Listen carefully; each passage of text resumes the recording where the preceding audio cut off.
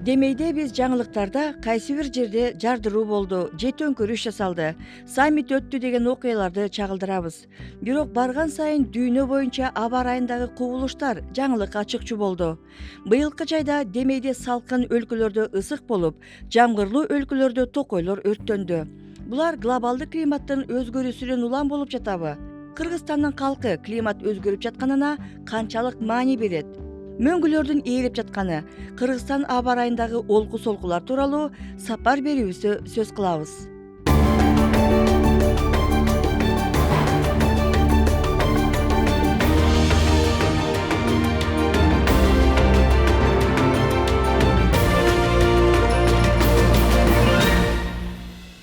Мен Демейде август айында Кыргызстанга келгенимде Лондондо аба ырайы кандай деп сурашса, баягы эле жамгыр, ысып кеткен жокпуз деп жооп берчүмүн. Бирок быйыл Британия таанылбай калды. Адаттан тышкары ысыктан жапжашыл болуп турган парктар, талаалар саргарып күйүп калды. Акыркы жолу Британияда ысык аба ырайы узакка созулган жай 1976 жылы катталган эле. Абба тобу хит парадтан түшпөй жаткан ал күндөрү ысыкка көнбөгөн британдыктар айласын таппай калган. Өлкөдө кургакчылык болуп, миңдеген үйлөрдү суу менен камсыздоо үзгүлтүккө учураган. Эл көчөдө орнотулган түтүктөн суу ташып ичип калган. Бул ошол учурдагы аба ырайын чагылдырган карта. Кызыл болуп турган жерлер Америка, Европа жана Орусиядагы аба температурасы адаттан жогору экенин көрсөтүп турган. Ал эми бул быйылкы температуранын картасы. Бүтүндөй түндүк жарым шаарда жай мезгили ушундай болду.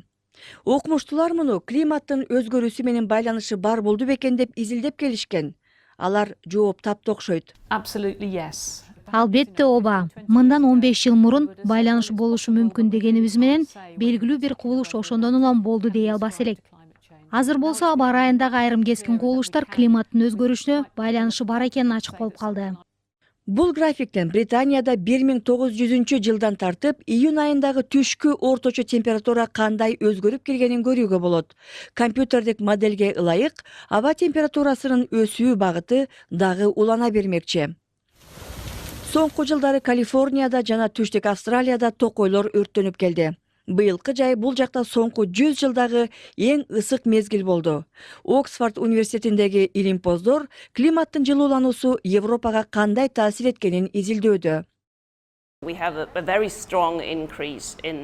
Биз өзгөчө жер ортолук деңиз аймагында аптаптар күчөгөнүн байкадык. Европада анчалык болбосо да баары бир ысык учурлар көбөйдү. Мисалы өткөн жылы июндагы ысыкты иликтеп, Бельгия менен Голландияда ал 4 эсеге күчтүү болгонун аныктадык. Ошентип жамгырлуу Британияда 76 жылдын ысыгы эстен кеткис бир жагымдуу жай болгон эле. Бирок эми ал көп күттүрбөй келип турган аптапка айланат окшойт. Британияда күн тийгени майрамга тети. Бирок мындай ысыкка алар көнгөн эмес. Өзгөчө карыялар көп жабыркап, улуттук саламаттык системасына оорчулук келүүдө. Оли кыйналууда. Ысыктан улам 86 жаштагы карыянын өпкө элдети күчөп кетти. Ал үйүндө эс учун жоготуп кулаганда ооруканага жеткиришкен. Мен чалкамдан жыгылып, далым батарейлерге тийиптир. Ага күн ысыкта көбүрөөк суу ичиңиз деп кеңеш беришти. Ооруканада жатып медициналык жардам алууга муктаж болгон бейтаптар көбүрөөк келип жатат. Демейде кыш мезгилинде кошумча колдонулчу орундун баары азыр колдонуп кетти. Мед айымдар ооруп, баш айланып, жумушка чыга албай калган учурлар болуп жатат. Ысыктан жабыркагандар менен кечки алып бурушуп жүрүп, өздөрү ооруканага жатып калган догутурлар дагы бар. Элди сергитүү үчүн өрт өчүрүү сууларын ачып беришти. Wiltshire аймагында өтчү фестиваль үчүн кошумча суун жеткирип келишти. Бирок ден соолукчуң болсо, учурда эс алууга чыккан болсоңуз, бул ысыкта деле анча-мынча көңүл ачса болот. Климат жылууланган сайын мындай аптап көбүрөөк кайталанат. Демек келечекте турак жайларды күндүн ысышына кантип ылайыкташ керек? Суу менен кантип камсыздоо зарыл? Британияда бул багытта айрым практикалык кадамдар сунушталууда. Шаардын көчөлөрүндөгү мээ кайнаткан аптап. Атайын камера менен Лондондун чыгышындагы ысык температуранын деңгээлин тарттык. Сары түс температура ысык экенин билдирет. Бирок суу чыккан жер жана бактын астындагы көлөкө 10 градуска чейин салкыныраак экенин көрсө болот. Лондон шаарындагы жаңы салынган турак жайлар үйдү салкын кармоо үчүн курулган. Бул үйлөрдө негизинен карыялар турат. Жил жана Морис имараттын бардык тарабында терезелер болгондуктан жел жүрүп турат деп түшүндүрүштү. Мен аба ырайы ысык болгондо кыйналам. Бул үйдө жыргап эле калдык. Мурунку үйүбүздө тердеп эле жатып калчумун. Келечекте жайында температура мындан дагы көтөрүлөт деп айтылууда. Ал себептен адистер курулуштагы эрежелерди өзгөртүп, эмитен эле турак жайларды жаңы дизайн менен куруу керектигин белгилешүүдө. Бул олуттуу маселе. Келечекте аптап чоң көйгөй болоруна далилдер абдан көп. Климаттык өзгөрүүдөн улам температура көтөрүлө берет. Лондондон 100 чакырым аралыктагы Суффолктун талаалары күндүн ысыгынан кургап калды. Аймак мамлекеттин эң кургак жери деп табылган жана тургундар суу маселесине олуттуу көңүл бурушат. Жергиликтүү үйлөрдү суу менен камсыз кылган компания эмитен эле ири суу сактаган кампаларды куруп жатат. Жаан азайып калгандыктан жергиликтүү бийлик глобалдык жылуулануунун кесепетине даярдык чараларын көрүп жатат.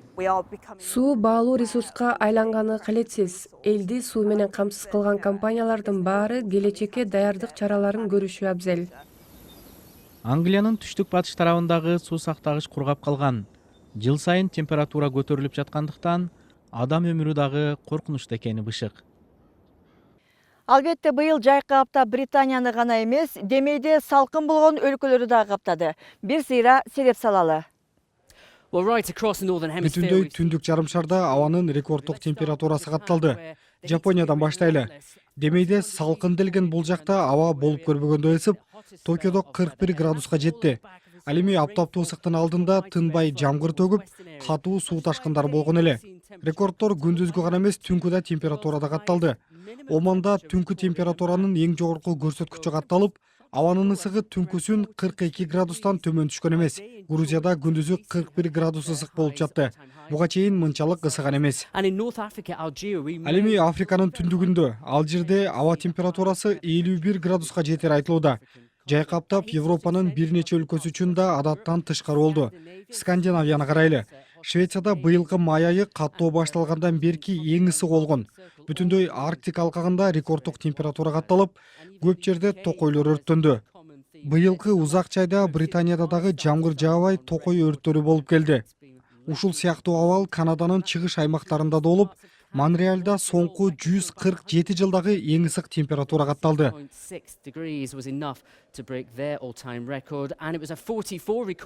44 градус ысык болуп, Калифорния аймагы да өзүнүн рекордун каттады. Эмне себептен аймактарда абанын ысыгы адаттагыдан жогору болду? Себеп түндүк жарым шарда айланып турган аба агымында болушу мүмкүн. Бул Jet Stream Европадагы аба системаларын жылдырып турган таасири бар. Бирок бул агым текши кетпей, чоңураак бурулуш жасап, жайыраак кеткени аба системаларынын туруп калышына себеп болуп, аба басымы жогорулай берген. Натыйжада Европада температура күндөн күнгө көтөрүлүп турган.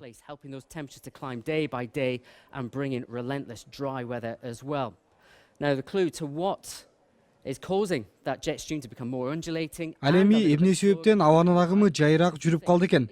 Мунун да бир нече себеби болушу ыктымал.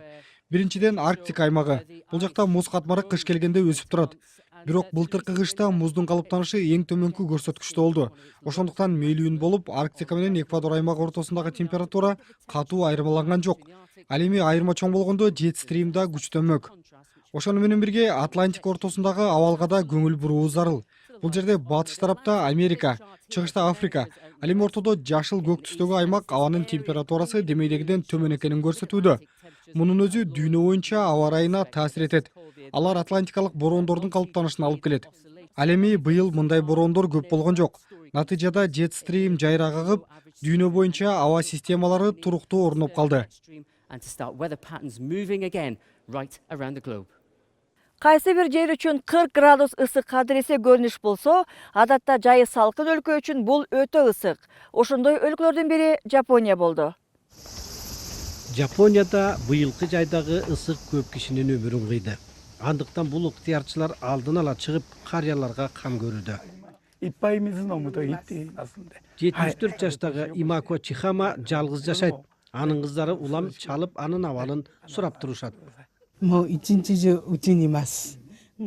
үйдөн чыкпайм, анткени быйыл сыртта өтө эле ысык. Кыздарым телефон чалып, аба муздаткычты иштетип отур дешет. Өтө ысыганда аны сайып коем. Анын коңшусу 79 жаштагы Касудзо Шиханай дагы жалгыз жашайт. Көптөгөн карыя жапондор сыяктуу эле Касудзо канчалык ысык болуп жатса дагы аба муздаткычты колдонбойт. Кондиционерден чыккан муздак аба мага жакпайт. Мен жөтөлө баштайм. Андан көрө колдонбой койгонум жакшы. Мен ысыкка көндүм. Сыртка көп эле чыгам.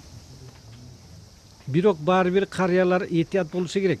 Июль айындагы катуу ысыкта 80 киши каза тапты. Алардын жарымынан көбү улгайган адамдар. Алар аба муздаткычы сайылбаган үйлөрдө эс учтан танган абалда табылган. Учурдагы ысык аба басымы чоң болгон эки ири системанын таасиринен келип чыгууда. Буга чейин деле Жапонияда мындай метеорологиялык абал боло келген. Бирок бул жолу аба ырайы мурда болуп көрбөгөндөй ысык. Жер-жерлерде температуранын жаңы рекордтору катталды. Метеорологдор бул климат өзгөрүүсүнүн түздөн түз таасири деп айтууда.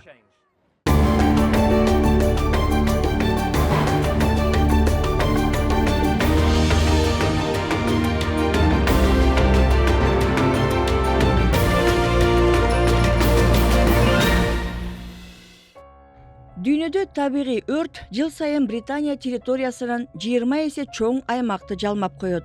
Көбүнчө өрт Африкалык саваннада жана Түштүк Америкада, ошондой эле Батыш Аляскадан Чыгыш Сибирге чейинки аймактарда болуп келет. Бирок быйыл Европада өрткө чулганган аймактардын аянты орто көрсөткүчтөн кыйла жогору болду. Мисалы, өткөн 10 жылдыкта 7 ай ичинде орто эсеп менен 298 өрт болсо, быйыл 7 ай ичинде 427 токой өртү катталган. Өзгөчө Грецияда башкала Афинага жакын аймактагы токой өртү катуу болду. Бул жакта 100дөн ашуун адам каза таап, 1000ден ашуун турак жай өрттөндү. Курмандыктардын көбү Мати шаарчасында болуп, кишилер үйлөрүндө, унааларында камалып, ысык менен түтүндөн жабыркады. Өрттөн качып деңизге секирип чөккөндөр да арбын. Кыргызстанда климаттын өзгөрүүсү тууралуу көбүнчө адистер гана сөз кылып, биринчи кезекте мөңгүлөрдүн абалын белгилешет. Кыргызстанда ар кандай көлөмдөгү 1000 деген мөңгүлөр бар. Бирок алардын тездик менен ээлип жатышы эми гана кыргыз коомчулугун кабатыр кыла баштады. Кабарчыларыбыз Айбек Абдылдаев жана Руфат Эргешев Ысык көлдүн 7 аймагындагы Тянь-Шань бийик тоо илимий борборуна барып келишти. Кыргызстанда коомчулук социалдык экономикалык көйгөйлөр менен алпурушуп жүрүп, климаттык өзгөрүүлөргө чоң деле маани бербейт. Бирок акыркы жылдары изилдөөчүлөр мөңгүлөрдүн абалына байланыштуу кооптуу коңгуроо кага баштаганы глобалдык жылуулуктун эпкинин сездирүүдө.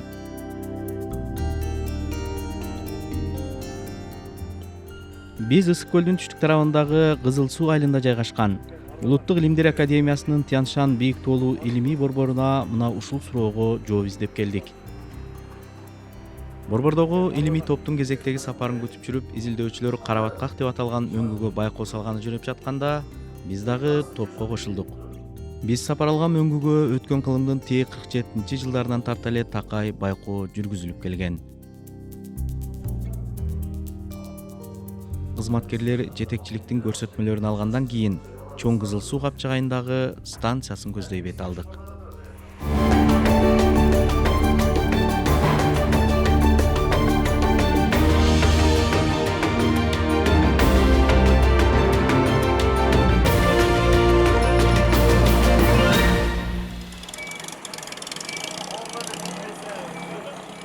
Биз азыр Ысык көл өрөөнүнүн Чоң Кызыл Суу капчыгайында турабыз. Гидрометеорологиялык станция Чоң Кызыл Суу деп аталат. Биз турган жерибиздин бийиктиги 2555 метр деңиз деңгээлинен. Бул жолдун 3/1 гана. алдыда ат менен дагы 3 саат жүрөрүбүздү айтышты. Карабаткак мөңгүсү Тескей ала тоонун түндүгүндө жайгашып, деңиз деңгээлинен 4800 метр бийиктикте. Биз болсо аттанганда эле мөңгүнүн этек жагына 3300 метр бийиктикке жеткенибизде эле чоң олжо болмок деп болжоптурдук.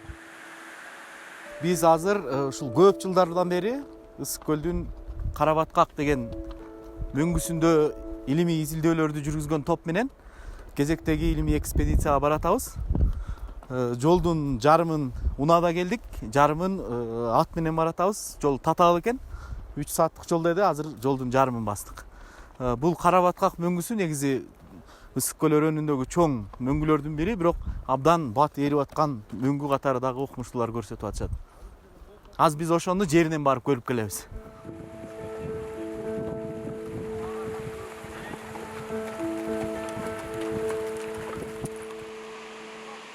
Капчыгайдагы гүрүлдөп кирип турган бул суу дал ошол мөңгүдөн түшкөн суулар. Карагайлуу токойду аралап улам өр тартып, таштак жол менен өйдө көтөрүлө жүрүп олтуруп Карабаткак мөңгүсүнө жете келдик. Мөңгүнүн алдында изилдөөчүлөрдүн жолу турган экен.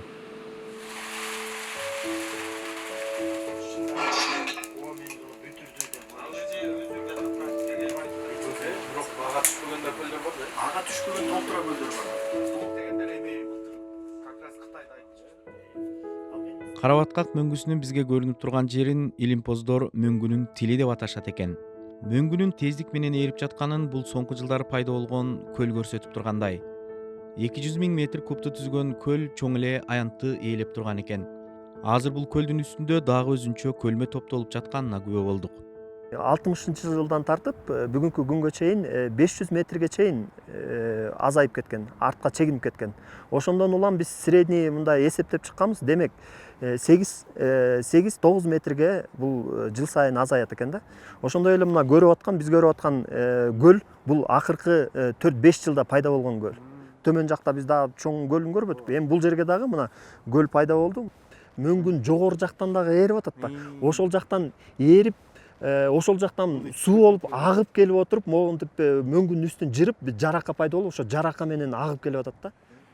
Биз жол жүрүп келатканда аралап өткөн токойдогу Тяншан карагайы деңиз деңгээлинен 3000 метрден бийик жерде өспөйт деген илимий тыянактар бар. Бирок мөңгү ээрип кеткен жердеги Тяншан карагайынын көчөтүн көргөн изилдөөчүлөр климаттык өзгөрүүлөрдүн аймакка канчалык таасирин тийгизип жатканына бир мисал катары көрсөтүштү. 30 жыл мурда биз турган жерде мөңгү турган. Мөңгүлөрдүн артка чегинип азайып бараткандан кийин анын ордуна моундай элдер пайда боло баштады. Бизди коштоп жүргөн илимий кызматкерлер бир апта мурун келип атайын жабдыктарын коюп кетишкен. Мөңгүдөгү өзгөрүүлөрдү дыкат кагазга түшүрүп алышууда. Бул абляционный рейка деп коебуз да. 3 секциядан турат, ар бири 1,5 метрден. Анан канчалык деңгээлде муз ээрип атат, ошону ушул рейкалардын жардамы менен ченеп турабыз. Бир жума өткөндөн кийин ченегендегиси 32 сантиметрге ээриптир. 1947 жылы Карабаткак мөңгүсүнүн жалпы аянты 3,2 километр квадрат болсо, 2016 жылдагы маалымат боюнча 2,5 километр квадратка азайган. Мөңгү 450 метр өйдө жылып кеткен экен. Жыл сайын жааган кардын көлөмү менен ээригенинде чоң айырма бар. Демек акырындап аянты кыскара берет деп айтса болот. Биз кардын жаашын эсептейбиз, кышында канча жаап атат кар. Анан жылдын аягына келип туруп, эми баланс массаны чыгарабыз.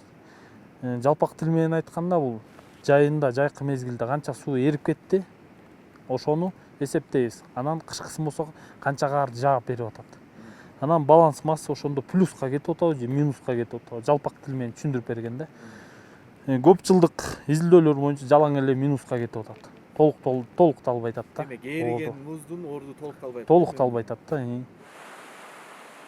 Мөңгүдөн агып чыккан суулар барып Кызыл сууга кошулуп, андан Ысык көлгө куят. Мөңгүлөр катуу ээрип баштаганда суунун деңгээли да көтөрүлгөн. Эгер 50-60 70 жылдары 50% түшсө ошо мөңгүнүн жанынан 4-5 жылдан берки биздин маалымат боюнча 64% болду. 14% көбөйдү мөңгүнүн суусу. кардыкы азайып атат, салымы аккан сууга, мөңгүнүкү көбөйүп атат. Мына ушундай маалымат бере алабыз. Эгерде 70-жылдары Кыргызстандагы жалпы суулардын көлөмү 47 куб километр түссө, бүгүнкү күнү 52 куб километрге чейин жетти. Бул дагы көбөйүшү мүмкүн суулар. Бирок мөңгүлөрдүн аянты кыскарганга байланыштуу бир белгилүү жерге келгенде мөңгүнүн суу бериши азайышы мүмкүн. Биздин максат ошол качан ошол убакыт келет. Ошо мөңгүлөрдүн бул азайышы канча жылдан кийин суулардын азайышына алып келет. Ошондой деген прогноз биринчи. Дүйнөдөгү эң чоң мөңгү жана суу запастары Кыргызстандын аймагында. Негизги чоң мөңгүлөр жайгашкан аймактар: Ысык көлдөгү Эңилчек, Тескей ала тоо, Ак Шыйрак, Борколдой, Үңгөй ала тоо, Чоң Алай аймагындагы жана Чүй өрөөнүндөгү мөңгүлөр. Совет мезгилиндеги изилдөөлөрдө Кыргызстандагы ири мөңгүлөрдүн санын 6771 деп көрсөтүшкөн. 1972 жылдан тарта Кыргызстандын аймагында мөңгүлөрдүн ээриши тездеп, көлөмү кыскарууда.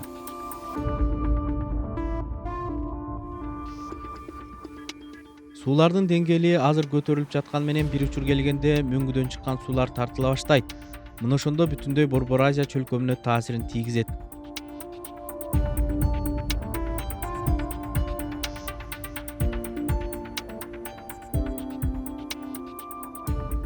Кыргызстандагы мөңгүлөрдүн аянты өткөн кылымдын 50-60 жылдары изилденген менен жаңы иликтөөлөр боло элек. Мөңгүлөрдүн ээриши Тянь-Шань тоо кыркаларында жылына 10 метрге чейин жетет. Ал эми өндүрүш аймагына айланган Комтөрдөгү мөңгүлөрдүн абалын окумуштуулар мындан да оор деп белгилеп жүрөт. Мына бүгүнкү күнү биз мына бул Чоң Котордо да, Аш Үтөрдө да, Сарычатта да, Борду мөңгүсүндө дагы Кумтөрдүн таасири жок эле жаратылыштын өзүнүн процесстери жүрүп атат. Мунун Кумтөрдүн таасири биринчи кезекте мына Лысыйга, Давыдов үстүнгөлүгү гана калган, жана Сартөргө гана таасири бар. Эң негизги таасири Лысый болуп атат. Бүтүндөй дүйнө өндүрүштөн чыккан зыяндуу газдарды азайтып, климаттын өзгөрүшүнө таасирин тийгизген кесепеттерди жоюуга каршы чараларды издеп түйшөлүүдө. Ал эми Кыргызстандагы бул чакан илимий борбор аз айлык көп түйшүгүнө кайыл болуп, дүйнөлүк чакырыктарга үн кошуп жаткандай.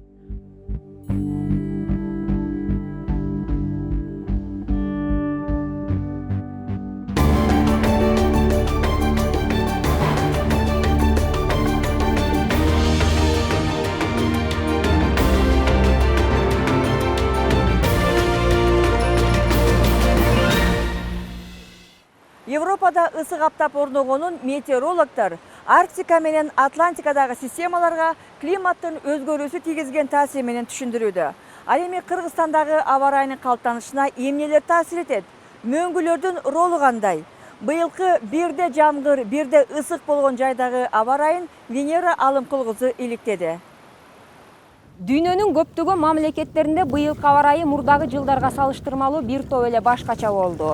Жайдын адаттан тышкары ысышынан улам ар кандай жаратылыш кырсыктары да катталды. Климаттык өзгөрүүлөр Кыргызстанга дагы таасирин тийгизбей койгон жок. Нөшөрлөгөн жаан-чачын, каптаган селдер, коргоолдой болгон мөндүрлөр, кумду асманга сапырган куюндар — мунун баары тең климаттын өзгөрүүсү менен байланыштуу. Бул Кыргызстанда быйылкы эле жылы болгон жаратылыш кубулуштары. 20 жыл мурунку статистиканы кабыл алсак, жылына бир 10 60 70 ушундай жаратылыш кубулуштары катталып турчу да. Ушундай эле селдер, жанагындай ташкын суулар, жер көчкүлөр бүгүнкү күнү 100 болуп атпайбы? Адистердин айтымында акыркы жылдары дүйнөдө температура 1 градуска чейин көтөрүлдү. Кыргызстандын өзүндө салыштырмалуу жарым градуска көбүрөөк. Окумуштуулар анын себебин өлкөнүн тоолуу аймакта жайгашканында дешет. 20 жылдын ичинде Кыргызстандын температурасы орточо эмне эткенде 0,8 градуска көбөйдү да, көтөрүлдү. Бул дегени көп. Өзүнүн баягы башка экономика тармактарына, элге, баягы мал жанга өзүнүн эмнесин таасирин жакшы эле тийет да. Адистер быйылкы жай Кыргызстанда көп жылдык норманын тегерегинде эле өтүп жатканын айтышууда. Бирок атмосферада зыяндуу заттардын көбөйүп жатышы кооптондурат. ага адамзаттын жаратылышка тийгизген таасири дагы чоң болууда. Парниктик газдары, анан жанакы автомобилдердин көбү, анан чоң ишканалар, өндүрүштөрдү иштетүү албетте өзүнүн баягы таасирин берет. Дүйнөдө элдин да саны өсүп атат. Ал дагы нагрузка болот. Экологдор климаттык өзгөрүүлөрдүн кесепети биринчи кезекте экономикага тиет деп жатышат. Чабал өнүккөн Кыргызстанга окшогон мамлекеттердин айыл чарбасы, энергетикасы, айлана чөйрөсү, инфраструктурасы олуттуу зыянга учурашы ыктымал. Аба ырайынын ар кандай кубулушунан экономикалык бир зыян келсе, же ошол экономикалык зыянды алдын ала иштерин аткарыш үчүн бир топ инвестициялар керек болот атпайбы? 2015-жылы Гаити мамлекетин толугу менен талкалап салбадыбы? 2 күндүн ичинде ушундай чоң ураган. Миллиарддаган зыян келтирилди Гаитинин экономикасына. Биз деле андан эч кандай кепилдигибиз жок. Бир күнү ушул биздин региондо да ошондой жаратылыш кубулуштар пайда болушу мүмкүн. Биз ошон үчүн жана айтып атканыбыз алдын ала иштерди өткөрүп, адаптация деген чоң мамлекеттик стратегия иштеп чыгыш керек да. Климаттык өзгөрүүлөргө каршы аракет көрүү үчүн дүйнө мамлекеттери 2015-жылы Париж келишимин түзгөн. Келишимге Кыргызстан дагы кол койгон. Бирок Кыргызстан бүгүнкү күнгө чейин келишим боюнча ратификация иштерин жасай элек. Глобалдык климат өзгөрүп жатканын, аны өндүрүштөн бөлүнгөн газдар тездетип, желимдин көбөйгөнү күчөтүп жатканын угуп эле атабыз. Ал эми аба ырайындагы олку-солкуларды баарыбыз эле байкап, аномалия деп коймойбуз бар. Кыргызстандыктар климаттын өзгөрүүсүнө канчалык маани берет, аны кандай деп түшүнөт?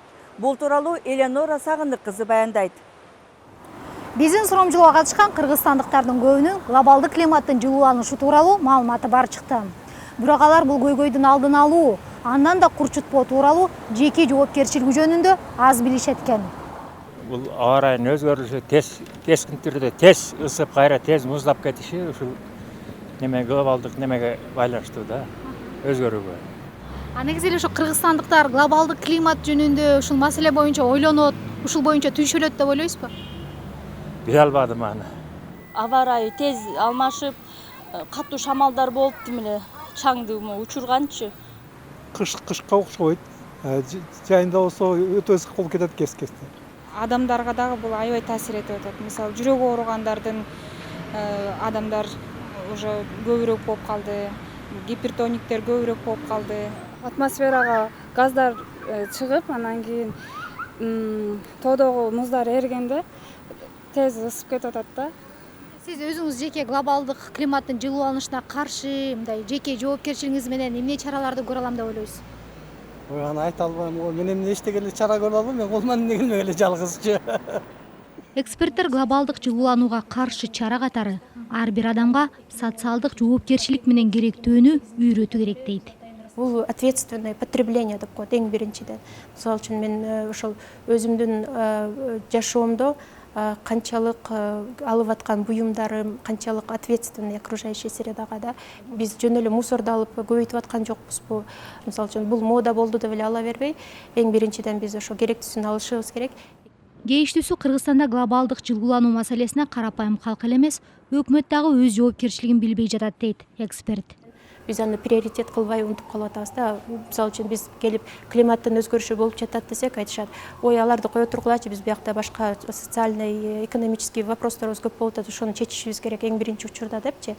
Бирок дүйнө жүзү боюнча негизи эгерде экологический катастрофаны убагында алдын алып жойбосо, анын последствиясын жоюу 10 эсе, 20 эсе, 100 эсе экономикалык расходго турат да. Демек өкмөт өзү киришип, глобалдык жылууланууга каршы дүйнөлүк кыймылга активдүү кошулмайын, жана эл дагы үндөмөйүн, табиатка, анан барып өзүбүзгө келип зыяны тийип жаткан адаттардан арылуу кыйын болот өңдөө.